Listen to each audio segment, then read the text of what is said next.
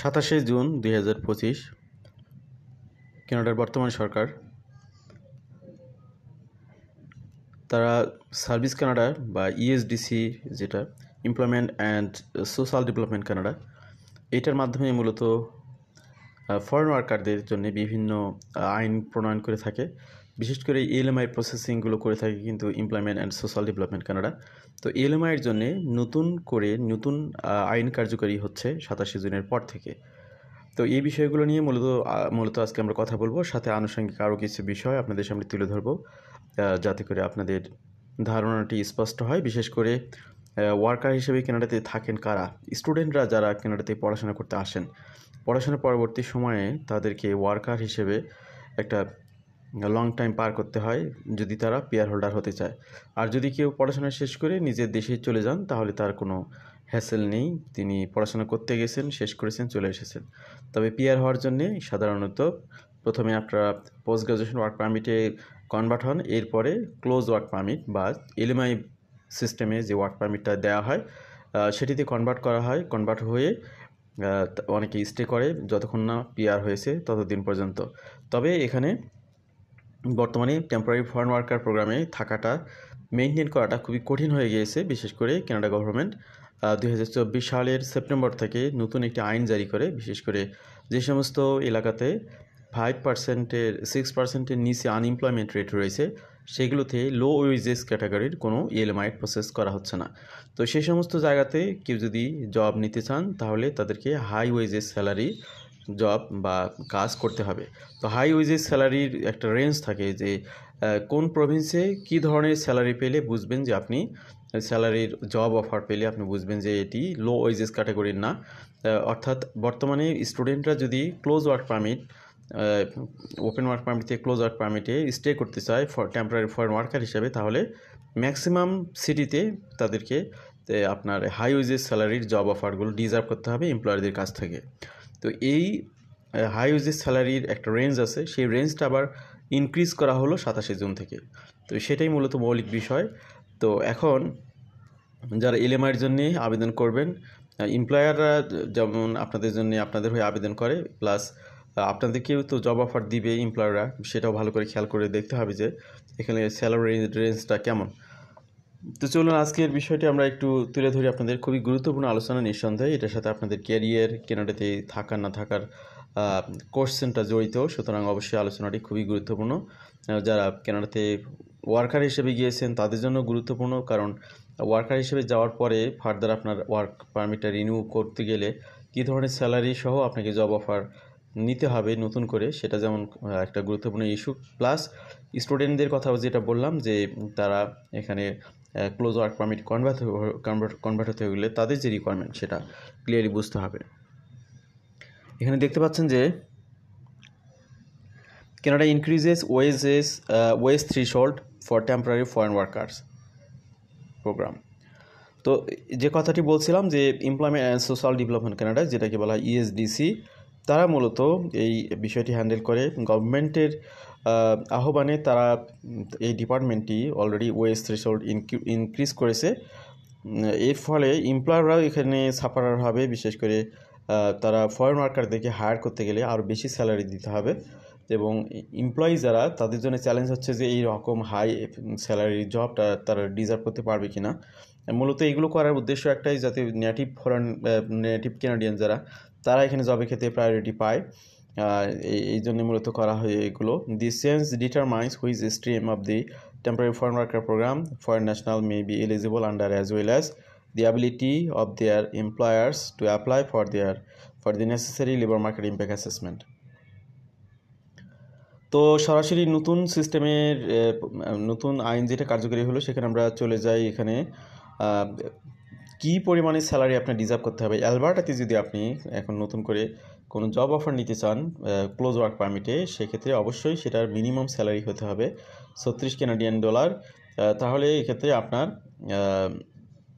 এটাকে লো wages category job হিসেবে ধরা হবে না, এটাকে হাই ওয়েজেস ক্যাটাগরি স্যালারির জব ধরা হবে। সেক্ষেত্রে আপনাদের কোনো ব্যারিয়ার থাকবে না এই ধরনের আপনি জব অফার যদি পান। ব্রিটিশ কলাম্বিয়াতে 36 আগে ছিল, যেটা সেখান থেকে একটু বাড়ানো হয়েছে, আগে ছিল 34.62, এখন 36.60। এখানে 5.71% ইনক্রিজ করা হয়েছে। ম্যানিটোবাতে আগে ছিল 30, এখন 30.16। নিউ ব্রান্সউইকে আগে ছিল 28.85, এখন 30। নিউফাউন্ডল্যান্ড অ্যান্ড ল্যাব্রাডর এখানে আগে ছিল 31.20, এখন 32.40। নর্থ ওয়েস্ট টেরিটরিজ আগে ছিল 47.09, এখন এটা 48। নোভা স্কোশিয়াতে আগে ছিল 28.80, এখন হচ্ছে 30। নুনাভুতে আগে ছিল 42, এখন হচ্ছে এখনও 42 আছে, এখানে পরিবর্তন করা হয়নি। অন্টারিওতে আগে ছিল 34, এখন 36। প্রিন্স এডওয়ার্ড আইল্যান্ড এখানে আগে ছিল 28.80, এখন এটি 30। কুইবেকে 32.96, এখন 34.62। সাসকাচুয়ানে 32.40 ছিল, এখন এটি 33.60। ইউকনে আগে ছিল 43.20, এখন 44.40। এই হলো অবস্থা। তো এই যে তালিকাটা এতক্ষণ দেখলাম, অনেকে কোশ্চেন করতে পারেন যে এই ইনক্রিমেন্টে কি যায় আসে। এই ইনক্রিমেন্টে অনেক কিছু যায় আসে। পার আওয়ারে যে স্যালারি যে ইনক্রিমেন্ট হলো, ধরুন যে একজন ব্যক্তি কানাডাতে পড়াশোনা করেছেন, করে তিনি পোস্ট গ্রাজুয়েশন ওয়ার্ক পারমিটে টাইম পার করেছেন, করার পরে তিনি এখন ক্লোজ ওয়ার্ক পারমিটে আছেন। তিনি হয়তো ইউকনে একটা জব করতেছেন বর্তমানে, সেটা আগে মিনিমাম এখানে ছিল হচ্ছে 43.20। কী কারণে? যে এটা হচ্ছে হাই ওয়েজের স্যালারি। এই ধরনের স্যালারির জবগুলো আপনি ডিজার্ভ করলে আপনার ইএলএমআই প্রসেস হতে কোনো সমস্যা হবে না। তো সেক্ষেত্রে এখন নতুন করে যদি আপনাকে রিনিউ করতে হয়, তাহলে সেই জবটা হতে হবে 44.40। তাহলে আপনি এখানে রিনিউ করতে পারবেন, তা না হলে আপনার রিনিউ করতে পারবেন না। How a foreign national wage relates to the threshold determine which stream of the temporary foreign worker program they are eligible under, high wage or low wage. If a foreign national wage is at or above the wage threshold listed above, then their employer must apply under the high wage stream of the temporary foreign worker program. Further applications of these changes, আমরা আরও কিছু বিষয় আপনাদের সামনে তুলে ধরবো। যে কথাটি বলছিলাম যে সমস্ত জায়গাতে আনএমপ্লয়মেন্ট রেট 6% বা 6%-এর বেশি, সেই সমস্ত জায়গাতে আপনি যদি এলএমআই বেস জব করতে চান, তাহলে অবশ্যই ওই যে রেশিও দেখানো হলো ন্যূনতম আপনার স্যালারিগুলো হতে হবে সেই রেঞ্জের মধ্যে। আর যেখানে আনএমপ্লয়মেন্ট রেট 6%-এর কম, সেই সমস্ত জায়গাতে আপনি ন্যূনতম মজুরি বা লো ওয়েজেস বা ওই আপনার যে স্ট্যান্ডার্ড দেখানো হলো সেটা থেকে নিচের কোনো জব অফার থাকলেও আপনাদের সমস্যা হবে না। এবার আমরা আসি যে সিটিতে জব করতে হলে আপনার মিনিমাম যে স্ট্রাকচারটা দেখানো হলো সেই রেঞ্জের আপনার জব অফার ডিজার্ভ করতে হবে। তো এখানে দেখুন আনএমপ্লয়মেন্ট রেটটাও এখানে পাশে দেওয়া আছে, যেহেতু 6%-এর উপরে, সে কারণে অ্যালবার্টাতে, ক্যালগেরি, এডমন্টন, রেড ডিয়ার এগুলোতে জব করতে হলে আপনার ওই পার্সেন্টেজ যেটা আমরা দেখালাম একটু আগে, সেই রেঞ্জে আপনাকে স্যালারি মানে ডিজার্ভ করতে হবে। এবার আমরা এসেছি ব্রিটিশ কলাম্বিয়াতে, অ্যাবটসফোর্ড, এখানে তারপরে ক্যামলুপস, ক্যালোনা, ন্যানাইমো, ভ্যাঙ্কুভার, এগুলো সবগুলোতে আপনার 6%-এর উপরে আনএমপ্লয়মেন্ট রেট, যার কারণে আপনাকে ওই হাই রেঞ্জের স্যালারিগুলো ডিজার্ভ করতে হবে, আদারওয়াইজ আপনি এখানে থাকতে পারবেন না ফরেন ওয়ার্কার হিসাবে। নিউ ব্রান্সউইকে দুইটি সিটি, ফ্রেডরিকটন আর একটি হচ্ছে সেন্ট জন। এরপরে নিউফাউন্ডল্যান্ড ল্যাব্রাডরে এখানে সেন্ট জনস। তারপরে হচ্ছে আপনার অন্টারিওতে এখানে যে সিটিগুলোতে আনএমপ্লয়মেন্ট রেট 6%-এর উপরে, ব্যারি, ব্র্যান্ডফোর্ড, গুলেপ, হ্যামিল্টন, কিংস্টন, এরপরে ক্যামব্রিজ, ওয়াটারলু, এখানেও আপনার আনএমপ্লয়মেন্ট রেট অনেক হাই। সে কারণে এইসব জায়গাতে আপনার জব ডিজার্ভ করতে হলে হাই রেঞ্জের জব অফার নিতে হবে।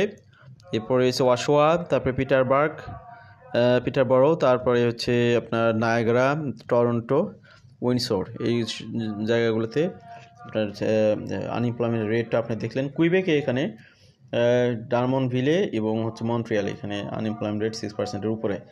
তো further restriction on low wedge LMI, in addition to the above, ESDC has imposed other restriction on low wages LMI based on the composition of a work, location and labor force. এখানে আর একটা বিষয়, সেটা হলো যে low wages position above 10% cap. তো এখানে low wages ক্যাটাগরির job deserve করতে গেলে অবশ্যই সেখানে আনএমপ্লয়মেন্ট রেট হতে হবে 6%-এর নিচে। যে সিটিগুলো এতক্ষণ দেখলেন সেগুলো 6%-এর উপরে, সেগুলোতে আপনারা পাবেন না সেই ধরনের জব।